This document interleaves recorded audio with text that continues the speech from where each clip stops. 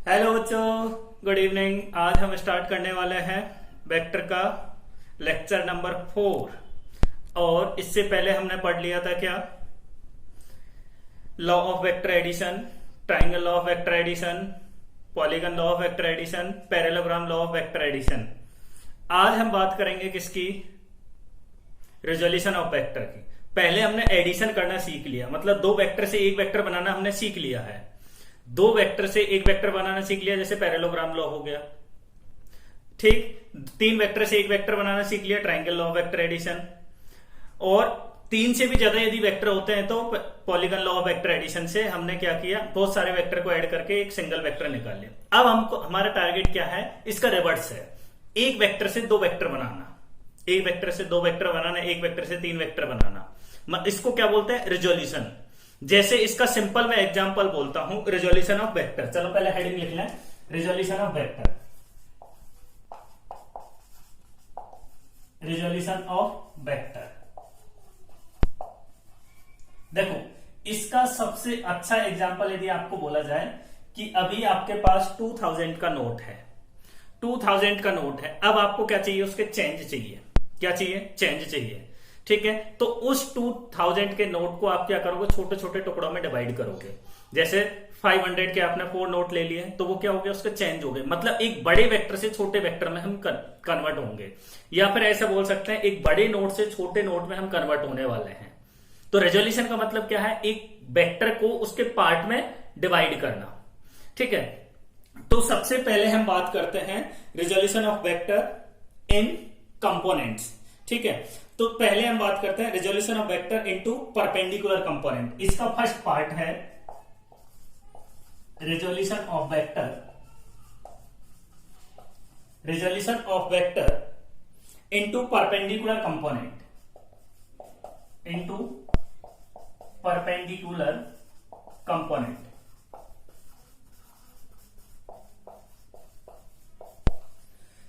एक वेक्टर को उसके परपेंडिकुलर कंपोनेंट में रिजॉल्व करना है।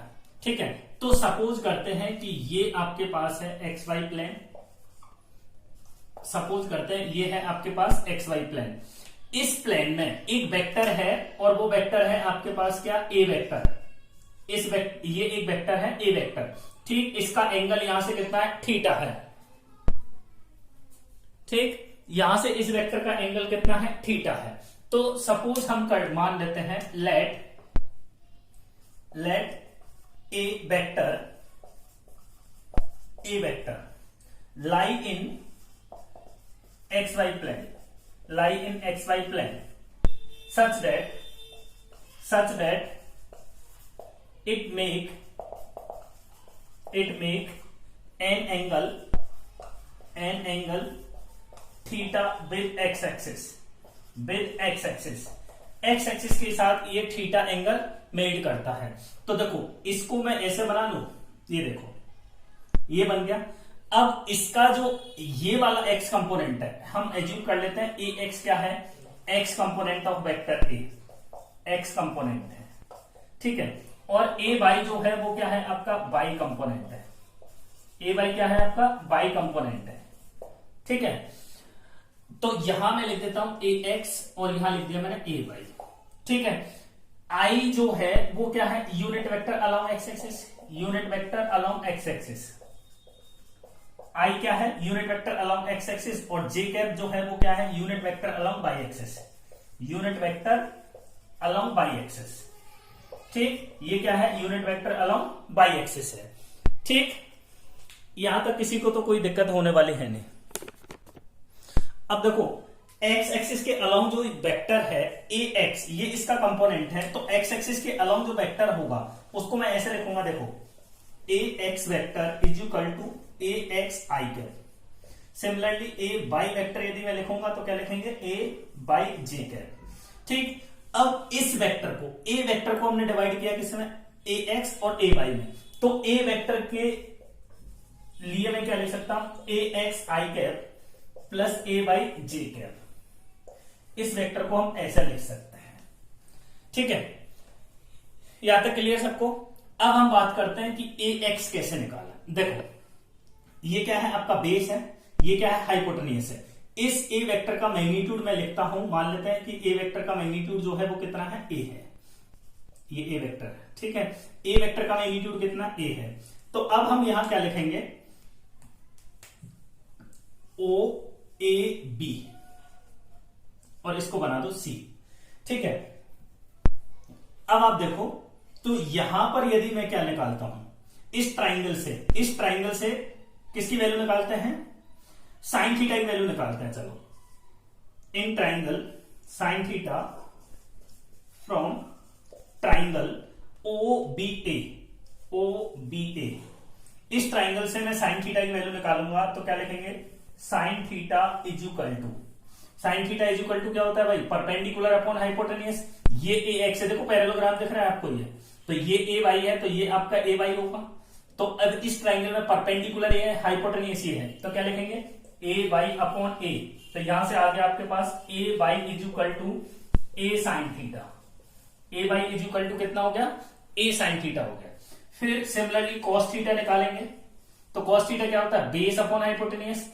तो बेस कितना है आपका, ए एक्स है, हाइपोटेनियस कितना, ए है, तो यहां से आ जाएगा A X equal to A cos theta, ठीक है। अब ए एक्स और ए वाई की वैल्यू हमारे पास आ गई, तो इन दोनों वैल्यूओं को उठा के मैं इसमें पुट कर देता हूं, तो ये मिलेगा आपके पास A vector equal to A cos theta I cap plus A sine theta J cap. ये वैल्यू मिल गई आपके पास किसकी, ए वेक्टर की। तो ये जो कंपोनेंट है A sine theta Y equal to A sine theta और A X equal to A cos theta, ये क्या है, इसके कंपोनेंट है। तो अब एक वेक्टर जो था, कौन सा था, ए वेक्टर था, उसको हमने दो पार्ट में डिवाइड कर लिया, और वो दो पार्ट कौन कौन से हैं, एक एक्स एक्सिस के अलोंग है ए एक्स और एक वाई एक्सिस के अलोंग है ए वाई, ठीक है। ये हो गया। अब इसके बाद थोड़ा सा और चर्चा करते हैं। देखो, अब हमको क्या निकालनी है, इन थीटा की वैल्यू निकालनी है। मान लो आपको कई कंपोनेंट दिए हुए हैं और थीटा की वैल्यू हम निकालना चाहते हैं, कंपोनेंट हमको दिए हैं और थीटा की वैल्यू हम निकालना चाहते हैं, तो कैसे निकालेंगे, देखो, A by upon A X, A by upon A X करो, ए बाई कहां है, ये रहा, तो इसको मैं क्या लिख सकता हूं, ए साइन थीटा, ठीक, और ए एक्स कितना, ए कॉस थीटा। देखो, ए से ए कैंसिल आउट हो गया, तो ये क्या होगा, sine upon cos tan theta equal to A by upon A X, ठीक है। यहां से थीटा इक्वल टू मैं निकालूंगा तो tan inverse A by upon A x आएगा, ठीक। ये हो गया क्या, थीटा की वैल्यू होगी। अब मान लो हमको ए का मैग्नीट्यूड कहीं निकालने की जरूरत पड़ जाए, तो हम क्या करेंगे, देखो, ए का मैग्नीट्यूड यदि हमको निकालना है, तो इस इक्वेशन का और इस इक्वेशन का दोनों का स्क्वायर करके ऐड कर दो, तो क्या मिलेगा, देखो, ए एक्स का स्क्वायर ए वाई का स्क्वायर इक्वल टू, इधर करोगे तो क्या मिलेगा, ए स्क्वायर कॉस स्क्वायर थीटा, इधर करोगे तो क्या मिलेगा, ए स्क्वायर साइन स्क्वायर थीटा। इन दोनों में देखो ए स्क्वायर कॉमन है, तो यहां से मैं क्या लिख सकता हूं, equal to A square common आ गया, sine square theta plus cos square theta, ये हो गया। और इसके आगे मैं क्या लिख सकता हूं, देखो, ये आइडेंटिटी है, sign square theta plus cos square theta कितना हो जाएगा, 1 हो जाएगा। तो यहां आ गया आपके पास A X square plus A Y square equal to कितना भाई, ए स्क्वायर, ये तो 1 हो गया। अब यहां से ए की वैल्यू निकालोगे तो ए इक्वल टू कितना हो जाएगा, ए एक्स का स्क्वायर प्लस ए वाई का स्क्वायर का रूट, ये आपका मैग्नीट्यूड हो गया ए वेक्टर का। जब आपको कंपोनेंट गिवन हो तो हम यहां से उस वेक्टर का मैग्नीट्यूड निकाल सकते हैं, ठीक है। देखो, किसी को कोई दिक्कत तो नहीं है,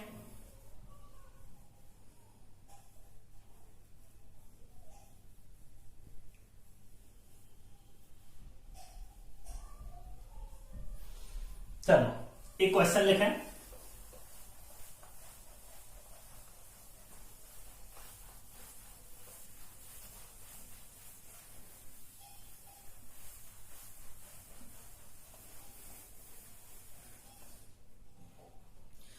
एक क्वेश्चन लिखिए, ए force act on A point in xy plane such that it make an angle, it make an angle 60 degree with x-axis, and its x component is 60 Newton. चलो 40 ले लो, is 40 Newton. Then find bicomponent of force. Force का by component आपको निकालना है, ठीक है।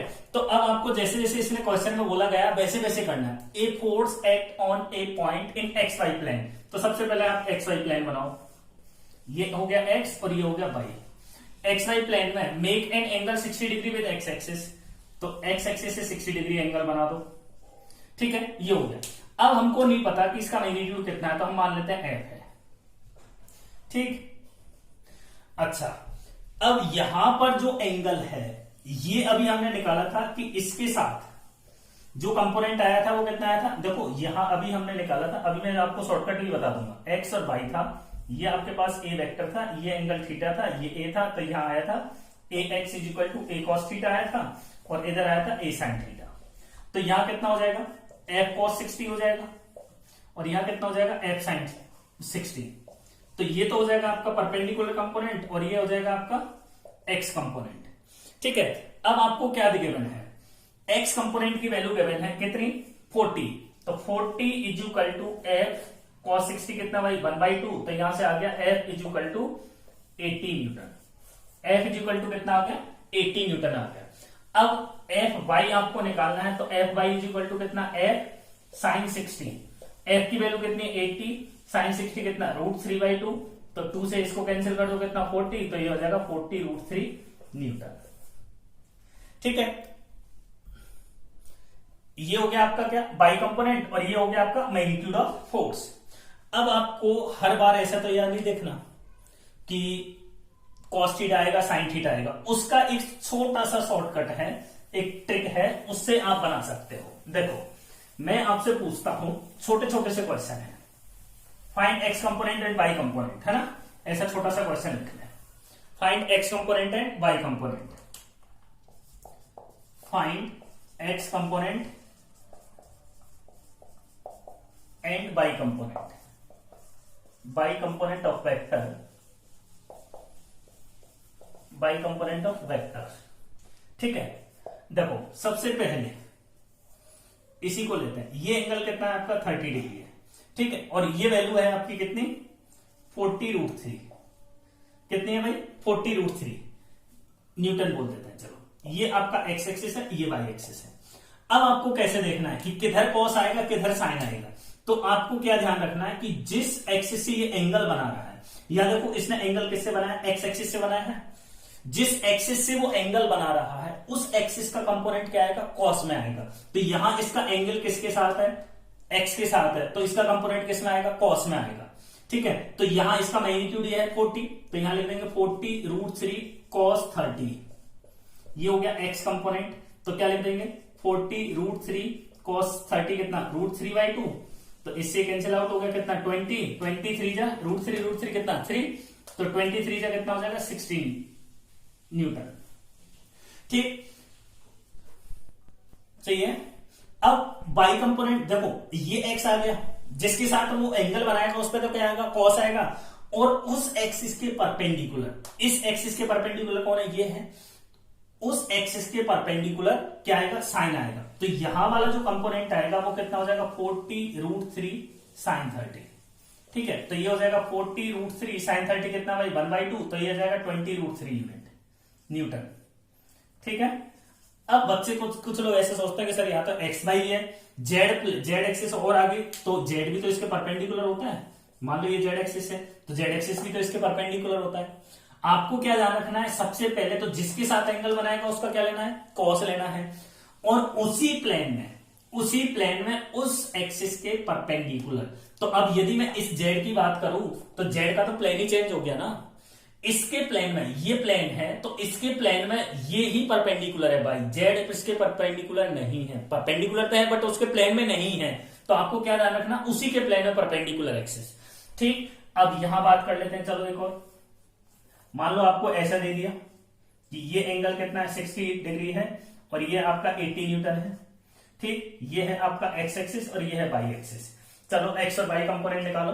तो देखो किसके साथ एंगल बना रहा है, वाई एक्सिस के साथ एंगल बना रहा है। वाई एक्सिस के साथ एंगल है तो इसको उठा के इधर चिपका दो। तो इधर चिपकाओगे तो ये आ जाएगा 80 cos 60, कितना हो गया 40 cos 60 कितना 80 cos 60 कितना 1/2, तो कितना हो जाएगा 40 न्यूटन। अच्छा, अब ये नेगेटिव बाई में है, नेगेटिव बाई में है ना, तो यह माइनस जे, यदि वेक्टर में लिखोगे तो क्या लिखोगे -40 जे कैप। वेक्टर नेगेटिव बाई में है ना, तो यदि यहां जे कैप लिखोगे तो यहां माइनस लगाना पड़ेगा। ठीक है, अब इसके परपेंडिकुलर ये प्लेन है ना आपका, ये वाला प्लेन है, तो इसके परपेंडिकुलर कौन सी एक्सिस है, ये वाली है। तो इसके परपेंडिकुलर इस एक्सिस पर कंपोनेंट जो आएगा वो कितना होगा, साइन में होगा, तो ये हो जाएगा 80 sin 60। ठीक है, तो ये कितना हो जाएगा -40√3। आप सोल्व कर लेना। माइनस क्यों लिखा है, क्योंकि ये नेगेटिव एक्स एक्सिस है, मैग्नीट्यूड तो ये आएगा, मैग्नीट्यूड कितना होगा 40√3। अब इसके यदि वेक्टर फॉर्म में लिखेंगे तो क्या लिखेंगे -40√3 आई कैप न्यूटन। ठीक है, ऐसे आपको शॉर्टकट लगाना है, वरना आप बार बार ऐसे इसको सॉल्व करोगे तो फिर फंस जाओगे। ठीक, अब एक और क्वेश्चन और देखते हैं जो आपको एनएलएम में बड़े काम आएगा। ठीक है, न्यूटन्स लॉ ऑफ मोशन में। चलो लिखो,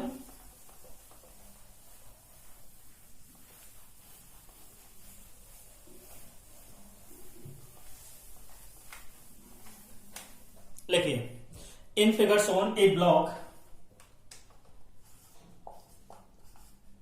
in figure shown a block of mass 5 kg placed on inclined plane, placed on inclined plane. ठीक, then find component of its weight, component of its weight along the plane, ठीक, देखो ये आपका diagram है, ये एक ब्लॉक है। ठीक है, ये एंगल मान लो आप कितना है 60 डिग्री है। ठीक, इसका मास 5 kg है। अब हमको पता है इसका मास 5 kg है और यहां लिख लो g = 10 मीटर पर सेकेंड स्क्वायर। जी की वैल्यू ये है। तो वेट, एक चीज तो आपको ये ध्यान रखनी है, वेट इक्वल टू क्या होता है mg होता है। तो m कितना 5, g कितना 10, तो कितना हो गया 15 न्यूटन। ठीक है, अब देखो वेट जो होता है वो हमेशा डाउनवर्ड डायरेक्शन में लगेगा, इधर लगेगा आपका mg। अब आप एक चीज बताओ, इसके परपेंडिकुलर यदि मैं ड्रॉ करता हूं तो एक पर ये ऐसे आएगा, है ना, ये इसके परपेंडिकुलर हो गया। ठीक है, अब आप एक बताओ, ये एंगल 60 डिग्री है, ये एंगल कितना होगा भाई 90 होगा। देखो ये तो दिख रहा है ना 90 है, ये 60, ये 90, तो ये एंगल कितना 30 होगा। ठीक है ना, अरे ट्रायंगल के तीनों एंगल का जो सम होता है वो कितना होता है 180। तो ये कितना हो गया 90 और 60 कितना हो गया 150 और ये कितना 30 180। अब मेरे को पता है कि ये इंक्लाइन प्लेन के परपेंडिकुलर है, तो ये 30, तो ये एंगल कितना हो गया भाई 60 डिग्री हो गया। परपेंडिकुलर मतलब इन दोनों का सम कितना आना चाहिए 90 आना चाहिए। अब देखो mg इस एक्सिस के साथ एंगल बना रहा है, mg का जो एंगल है वो इसके साथ है, हालांकि हमको इसके भी पता है पर हम इसको यूज कर रहे हैं। ठीक है, तो mg का इसके साथ एंगल है। अब मैं इसको मिटा देता हूं, चलो कंफ्यूज आया होगा। हाँ, mg का इसके साथ कंपोनेंट निकालना है, तो इसका साथ एंगल कितना है 60 डिग्री, तो mg का इधर कंपोनेंट कितना होगा mg cos 60। अब इसी प्लेन में इसके परपेंडिकुलर ये होगा, तो इधर वाला जो कंपोनेंट आएगा वो कितना होगा mg sin 60। इसके परपेंडिकुलर इसी प्लेन में ये आएगा तो mg sin 60। ठीक है, तो mg sin 60 जो कंपोनेंट है वो क्या है along inclined plane, along inclined plane है। ठीक है, तो mg की वैल्यू हमको पता है कितनी है 50, तो इसकी वैल्यू पुट कर दो 50 इंटू साइन 60 कितना √3/2 कितना हो जाएगा भाई 25√3 न्यूटन। 25√3 न्यूटन हो जाएगा। ठीक है, ये तो हो गया component of vector along two perpendicular axis. अब मान लो आपको परपेंडिकुलर एक्सिस के अलोंग कंपोनेंट नहीं निकालना है, तो क्या करोगे? ये तो हमको पता चल गया कि दो परपेंडिकुलर एक्सिस के अबाउट कंपोनेंट हमने निकाला है, तो वो तो हम ऐसे निकाल सकते हैं। ठीक है, दूसरा हम पार्ट करेंगे resolution of vector into two component which are not perpendicular to each other. अभी तो हम बात कर रहे थे resolution of vector into two component which are perpendicular to each other, और अब हम बात करेंगे resolution of vector into two component which are not perpendicular to each other. ठीक है, तो हेडिंग लिखें resolution of vector into two component. इसको पढ़ाते ही नहीं है, बहुत से टीचर तो इसको गायब ही कर देते हैं, है ना। बहुत से लोग इसको गायब ही कर देते हैं, बोलते हैं लेवल ज्यादा हो जाएगा। कोई लेवल ज्यादा नहीं होता। जेई और नीट वाले आजकल तो ऐसे क्वेश्चन पूछने लगे हैं, है ना। Resolution of vector into two components which are not perpendicular to each other, not perpendicular to each other। दो कंपोनेंट पे हमको इसको ब्रेक करना है जो एक दूसरे के परपेंडिकुलर नहीं है।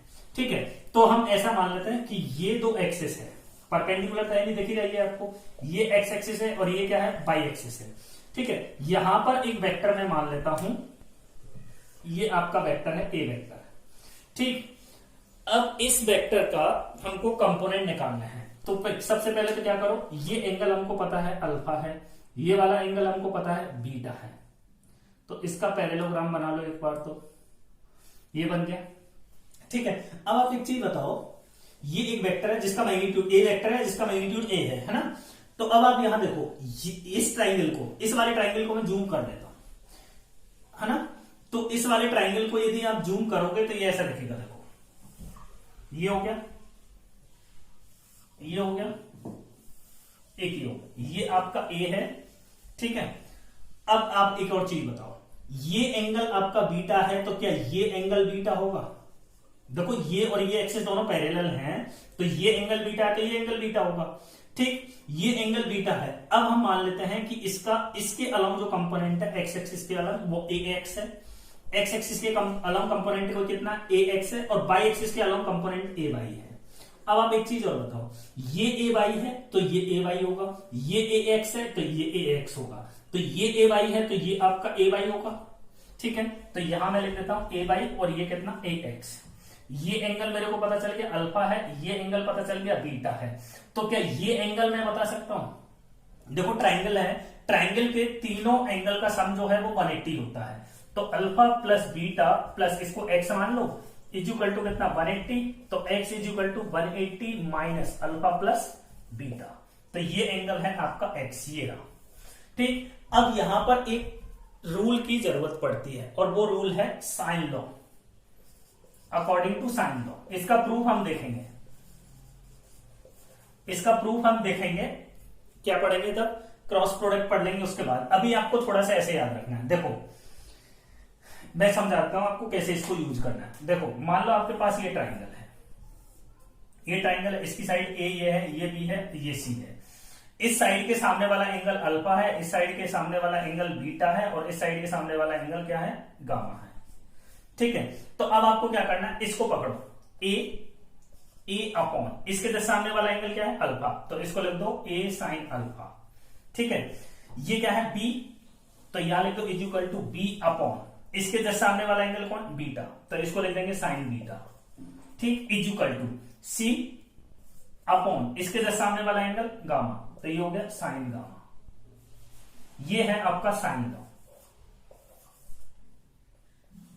ये क्या है, साइन लॉ है। ठीक है, इसके आगे इसी पर बेस्ड होगी लामीज थ्योरम, है ना, इसी पर बेस्ड होगी लामीज थ्योरम।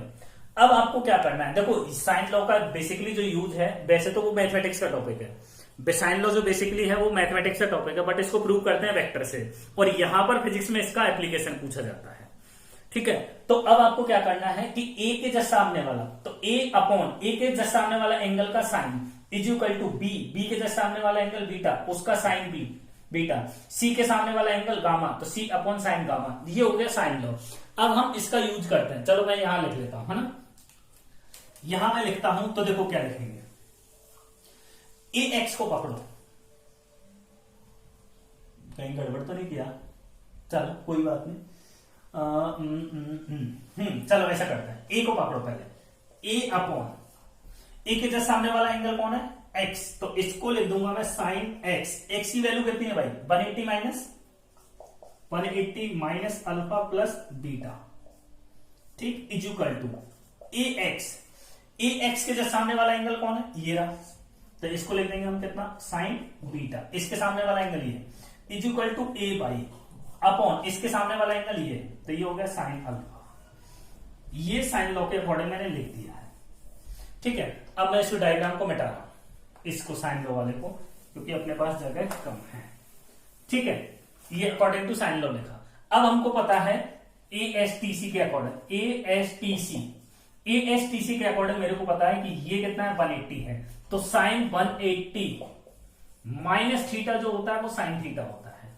ठीक है, अब यहां थीटा की वैल्यू क्या है, अल्फा प्लस बीटा है, तो इस साइन 180 माइनस ये देखो, ये है sine 180 minus alpha plus beta, इसको मैं क्या लिख सकता हूं, साइन अल्फा प्लस बीटा लिख सकता हूं। क्या लिख सकता हूं, साइन अल्फा प्लस बीटा। तो ये जो वाली टर्म है वो कितनी हो जाएगी, देखो, a upon sine alpha plus beta, इसकी जगह पर अल्फा प्लस बीटा आ जाएगा, is equal to A x upon sine beta is equal to A Y upon sine alpha.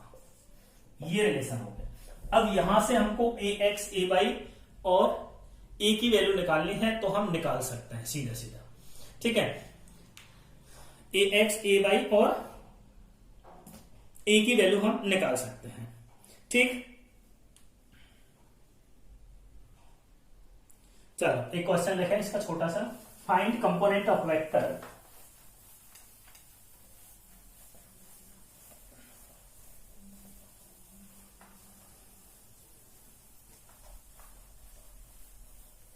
लिखिए, चलो, find component of vector, find component of vector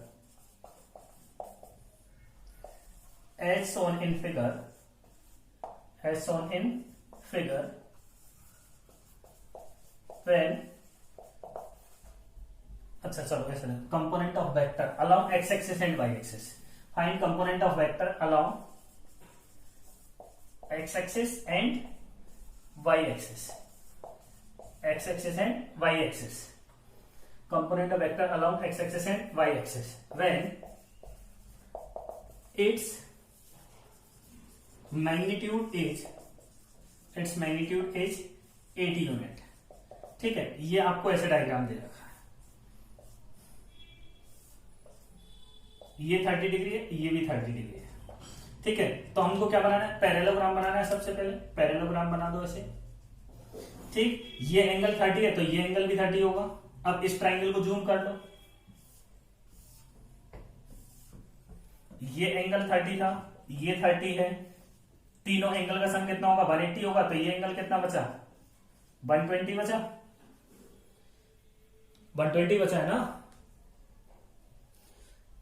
ठीक है, या फिर आप ऐसा लिख लो, ये जो एंगल आएगा 180 माइनस 60 आएगा। हम तो ऐसा लिख रहे हैं, 180 अल्फा प्लस थीटा लिखा था ना अभी। अब देखो, इस ये वैल्यू आपको दे रखी है कितनी, 80 यूनिट। ये आपका ए एक्स है, ये ए वाई है। अब हम क्या करते हैं, 8 upon sine 180 minus 60 degree, 180 minus 60 degree is equal to क्या लिखेंगे, ए एक्स के सामने वाला एंगल कितना, 30 डिग्री, तो ये हो गया sine 30 is equal to A Y के सामने वाला एंगल कितना, 30 डिग्री, तो ये साइन 30। ठीक है, अब आप एक चीज बताओ, साइन 180 माइनस थीटा क्या होता है, साइन थीटा, तो ये हो जाएगा साइन 60 डिग्री। है ना, कितना हो जाएगा, sin 60 डिग्री हो जाएगा, is equal to A x upon sine 30 is equal to A Y upon sine 30।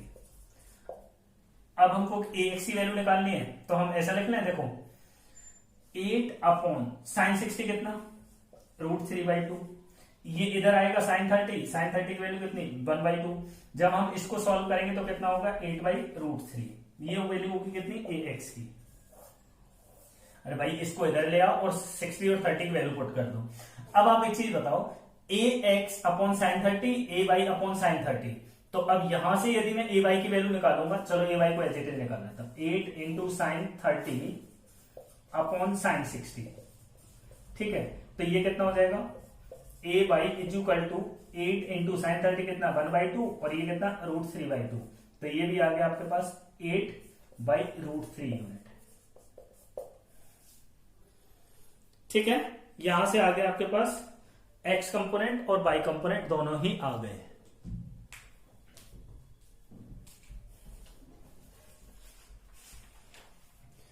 ठीक, अगला हम बात करते हैं किसकी,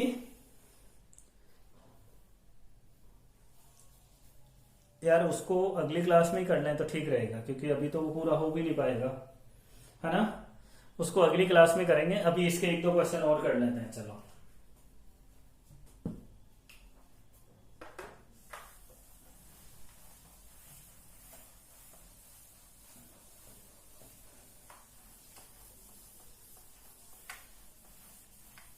देखो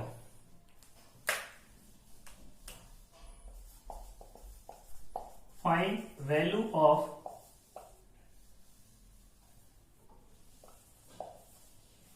साइज ऑफ ट्राइंगल। ठीक है, मान लो आपको एक ट्राइंगल दे दिया ऐसे,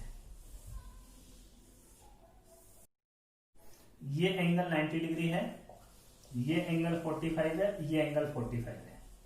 ध्यान क्या रखना, तीनों एंगल का सम कितना आना चाहिए, 180। मान लो ये साइड आपको दे रखी है कितनी, 4 यूनिट, ये इसको x मान लो, इसको y मान लो। अब आपको x और y की वैल्यू निकालनी है, किसकी निकालनी है, x और y। बेसिकली ये वेक्टर ही हो गया ना, एक वेक्टर ये हो गया, एक वेक्टर ये हो गया, एक वेक्टर ये हो गया। अब आपको x और y की वैल्यू निकालनी है, तो देखो 4 इसके सामने ये है, तो क्या लिखेंगे, 4 अपॉन साइन एंगल कितना, 90, तो 4 upon sine 90 is equal to, इसके सामने ये है तो क्या लिखेंगे, x अपॉन साइन 45, ठीक, इज इक्वल टू बाई, और इसके सामने एंगल ये है तो कितना, बाई अपॉन साइन 45, ठीक, तो ये हो गया 4 अपॉन साइन 90 कितना, 1 is equal to x sine 45 1/√2, ठीक, is equal to by upon 1/√2। इसको जब सॉल्व करते हैं तो x इज इक्वल टू ये कितना, सॉरी 4 इज इक्वल टू ये √2 पर पहुंच जाएगा तो x √2 इज इक्वल टू ये √2 पर पहुंच जाएगा तो y√2। यहां से देखो x की वैल्यू निकालोगे तो 4 अपॉन √2 यूनिट, y की वैल्यू निकालोगे तो √2 के इधर नीचे भेज दो, तो 4 अपॉन √2 यूनिट, ये y की वैल्यू होगी। ठीक है, तो ऐसे हम इसका यूज कर सकते हैं। इसका और एप्लीकेशन आएगा किसमें, लामीज थ्योरम में। लामीज थ्योरम जब हम पढ़ेंगे तब जाके इसका और दूसरा यूज आएगा। ठीक है, अगली क्लास में हम पढ़ेंगे resolution of 3D vector into rectangular component, resolution of 3D vector into components.